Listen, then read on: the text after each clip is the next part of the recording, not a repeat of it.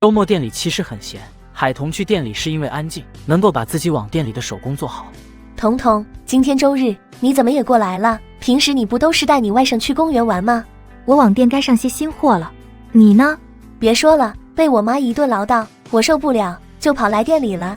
阿姨又怎么唠叨你了？还不是怪我们那个晚上参加宴会，不知道钓个金龟婿回来，现在我妈又让我姨给我介绍男朋友了，说什么让我今晚去什么咖啡屋相亲，大晚上的跑去咖啡屋相亲，要是喝一杯咖啡能相到天亮。彤彤，你今晚陪我去相亲如何？不去。好，彤彤，答应我嘛，咱们是好闺蜜好朋友呀，你最讲义气的了，为了好友能两肋插刀的。我不讲义气的，你找能为你两肋插刀的人去。跟男方见面后，我请你吃宵夜。我自己有钱，我能自己吃宵夜，不用你请。彤彤，奶奶，你怎么来了？奶奶想跟你说话就来了，去了你们小家，阿印说你不在家，我便过来找你。以前听你说周末可以不开店的。奶奶，我网店有段时间没有上新货了，库存的都卖得差不多了，我得利用周末的空闲时间做点新货出来。彤彤，你真的是心灵手巧。战奶奶，您喝水。谢谢。君丫头，你今天也在这里呀？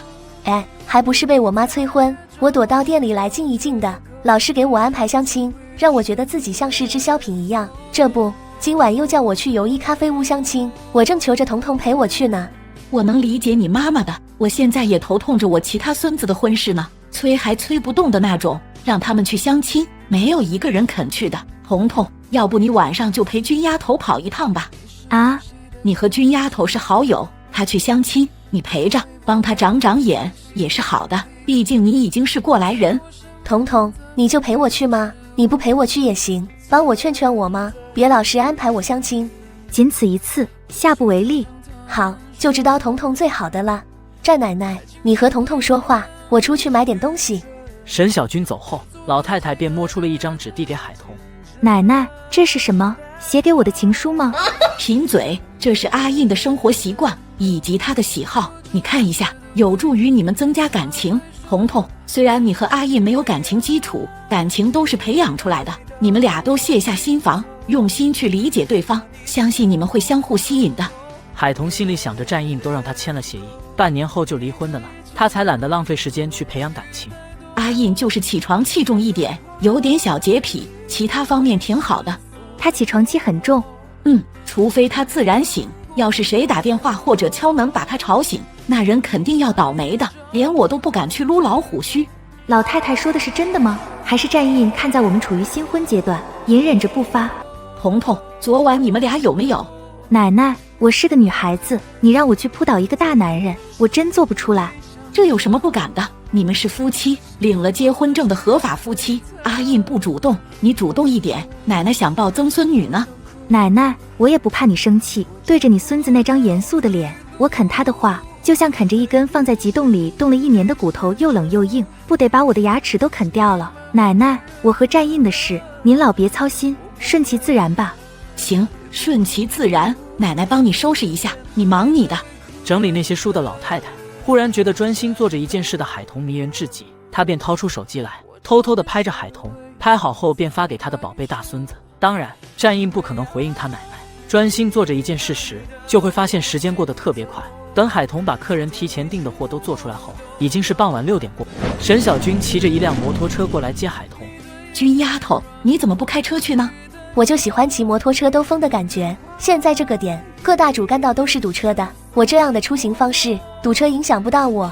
战奶奶，你吃过饭了吗？要不我也带上你，您老吃过的盐都比我吃过的饭多，帮我长长眼吧。我一说对方是在商事集团上班的呢。我和彤彤吃过了外卖，我二孙子马上就要来接我回家，就不跟着去当老电灯泡了，不够光不够亮，还会一闪一闪的，万一漏电就不好了。很快，战一晨来了。大嫂，我来接奶奶回家。好，路上小心点。奶奶，到家后给我发信息。海童还把自己今天编织出来的2件工艺品送给了婆孙俩。你去哪里弄来的这辆车？王伯平时用来拉化肥、花盆的，我跟他借来用，这样大嫂就不会起疑心了。我就说这辆车挺眼熟的，原来是小王的呀。阿印，奶奶嘴馋了，你现在去友谊咖啡屋帮我买几样点心回来，那里的点心也是一绝，奶奶就喜欢他们家的。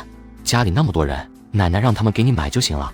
咋地？奶奶还使不动你了？我跟你说，我等会儿吃不到友谊咖啡屋的点心，我明天就去战士集团当清洁工，捡垃圾、收废品。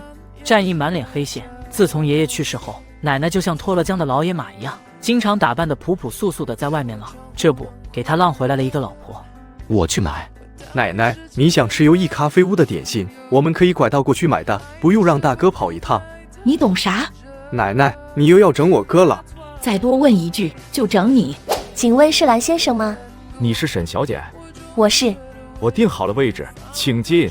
沈小姐，我是在商事集团上班的，在公司里大小也是个领导，算是事业有成的精英人士。我希望婚后 AA 制。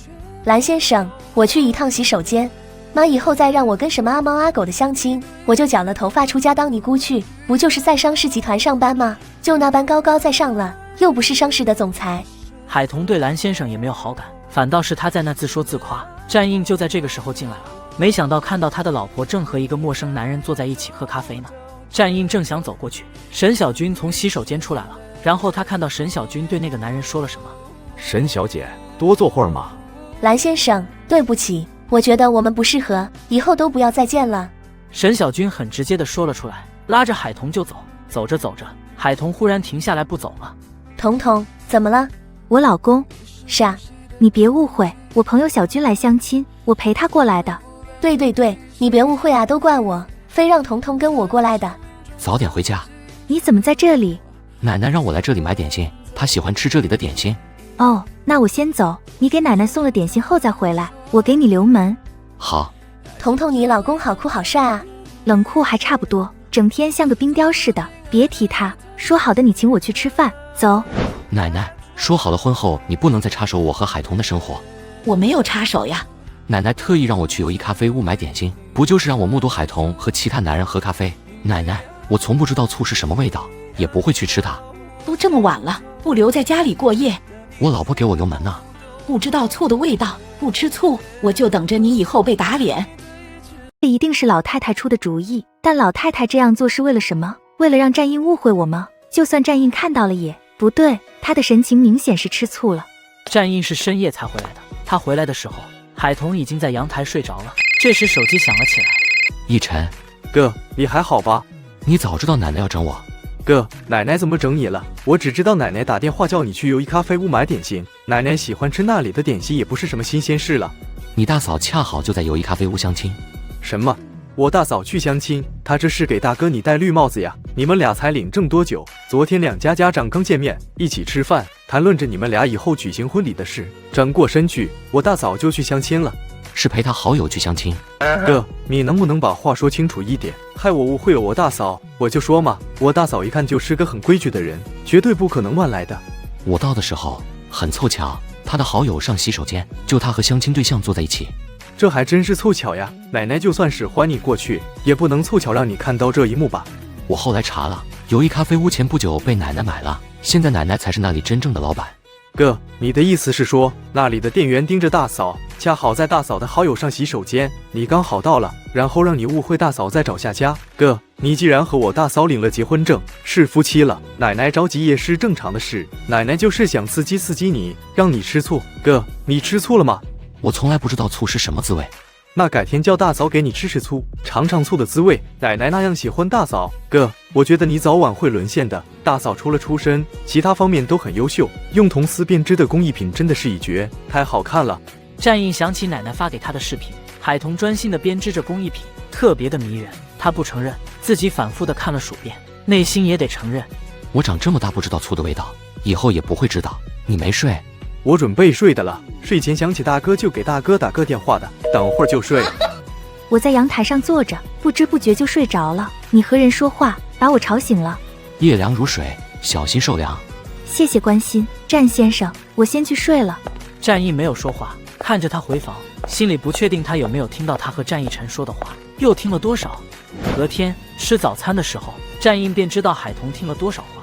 要不要加一点辣椒，这样面条会好吃点？不用，谢谢。我吃面条的时候，除了放点辣椒，还喜欢放点醋，酸酸的，挺好吃的。战先生昨晚跟谁说不知道醋的味道？现在尝尝吧，我帮你加一点。海童也不等他答应，就往他那碗面条里倒了醋。吃吧。战印愣了一下，才拿起筷子吃。味道怎么样？酸。这就是醋的味道，酸。战先生尝过了，以后不要对人说长这么大不知道醋的味道，人家会怀疑你的智商连3岁孩童都不如。我一会去趟我姐家。对了，家里的水果我拿一点过去给我姐吃，可以吗？姐姐又不是外人，你想拿就拿，不用特意问我的意思。在这个家里，除非是大事情，否则你都可以自己做主。咱们不太熟，我都是住在你的房里，征求你一声是对你这个丈夫的尊重。我也不是伏解魔，什么好东西都往娘家搬的人，只是那天买的水果多了点，咱们夫妻俩又吃不了那么多，分一点给我姐吃，不然坏了反倒浪费掉。你不要什么东西都往姐姐这里搬，姐要是想吃就去买。家里就我和战印2个人，我偶尔吃点，战印不喜欢吃水果，放着也是坏掉反而浪费了，他叫我给姐送过来的，还说姐不是外人。战印虽然话不多，但人很体贴，彤彤跟他好好的过日子。商小飞，给你2分钟时间把你的车开走。战印，你等等。商小飞像是记起了什么似的，扭身就跑回他的跑车，从跑车上捧下了一大束鲜艳的玫瑰花。战印，送你一束花，你和我大哥是不对盘，但我就是爱你，我觉得我该向你表白，让你知道我对你是真爱。战印一手夺过那束花，扔了出去，然后上了车。开车。战印，战印，我爱你，我要追求你。大少爷，商小姐的车。撞过去。司机倒是没有撞过去，而是由后面的一辆保镖车撞开了商小飞的豪车。把商小飞的车子撞开后，战印的劳斯莱斯很快便开进了公司里。战印，你把我的车撞坏了，你得送我一辆新车，这是你欠我的，我会天天来找你讨要新车的。哟，今天的太阳是打西边升起来的不成？战总居然打电话给我，有什么好关照呀？商无痕，管好你妹妹。小飞怎么了？她纠缠我，现在还在我的公司外面，是你过来把她带走，还是我让人把她轰走？我马上让她大嫂去带她回家，不敢麻烦战总了。战总你忙。老婆，你现在哪里？我陪妈逛街，怎么了？你现在就去战氏集团把小飞带走。这死丫头还真是跑去找战印，纠缠战印。战印什么脾性，能容忍她的纠缠？我现在就过去，你也别生气了。小飞就是想努力一把，要是失败了，也能死心了。要是什么都不做，他会后悔的。战印不是他能掌控的，你多劝劝他死心吧。战印身边除了亲人，就没有出现过年轻的女性，他就是个无情人，没心没肺的，怎么说小飞都听不进去。老婆，小飞就拜托你了。你忙吧，我现在去接小飞，带着他一起陪妈逛街吧。妈最近情绪低落。